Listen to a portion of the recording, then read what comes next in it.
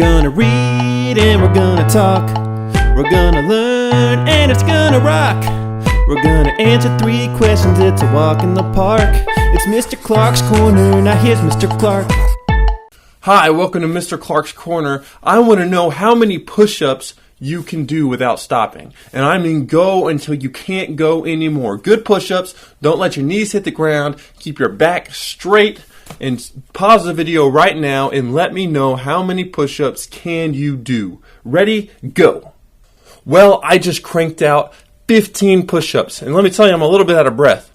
The first one is pretty easy, isn't it? It's not too bad. By the time you get to 4 or 5, it gets harder and harder, doesn't it? And by the time you get to that last one, which for me was 15, whenever you push as hard as you can, and you barely are able to lift yourself off the ground, it gets difficult because your strength is leaving you. Your arms get tired. Your power is gone. I want you to keep that in mind because today we're going to talk about a story where that is going to be important. But first, I want to mention what we talked about on Sunday. Sunday, we talked about the axe head, how Elisha was able to make an iron axe head float to the top of the Jordan River. That should be impossible.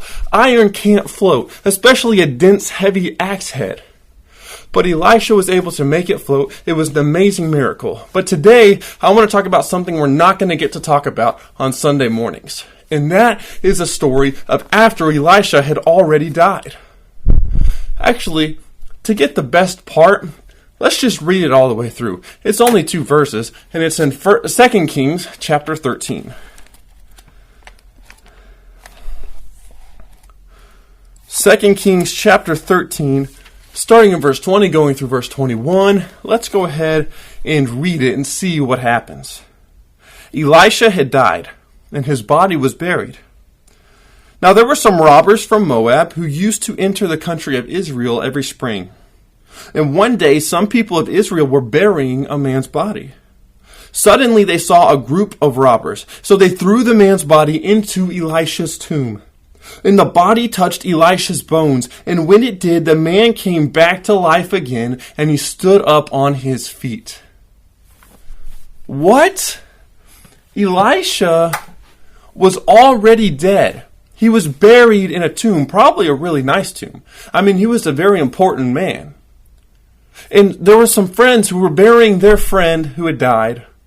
And when they saw some robbers in the distance, they just threw their friend's body into Elisha's tomb, and his body happened to touch Elisha's bones. And as soon as he touched Elisha's bones, he came back to life.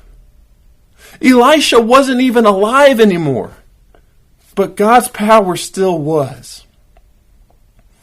How does someone who's not even alive cause someone else to come back to life? It's amazing. You remember that feeling you had when you were doing your last push-up and you were pushing with everything that you had just to barely get to the top. That's not the way it is with God's power. Elisha wasn't even alive. It was only his bones in the tomb. But when somebody else's body touched it, they were brought back to life. God's power never gets tired. It never gets weak. It never runs out of juice. His arms never burn. He can do as many push-ups as he wants. God's power never stops.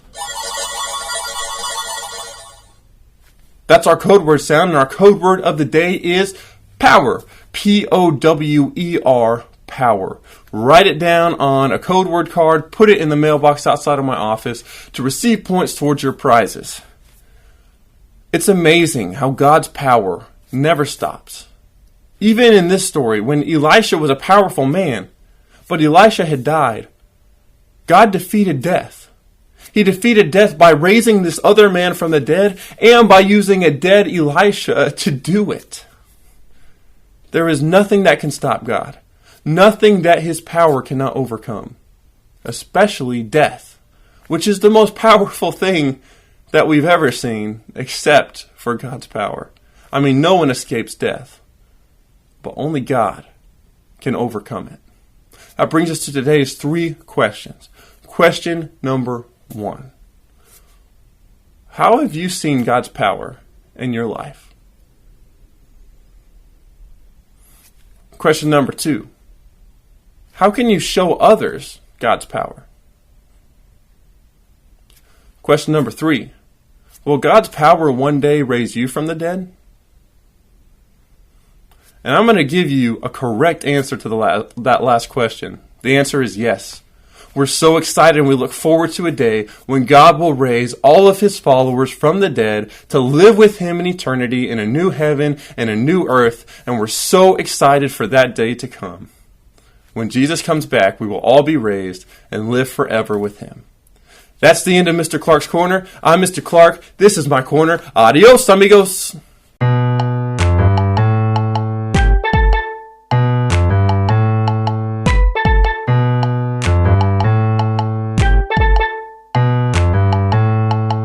Okay, we read, alright, we talked.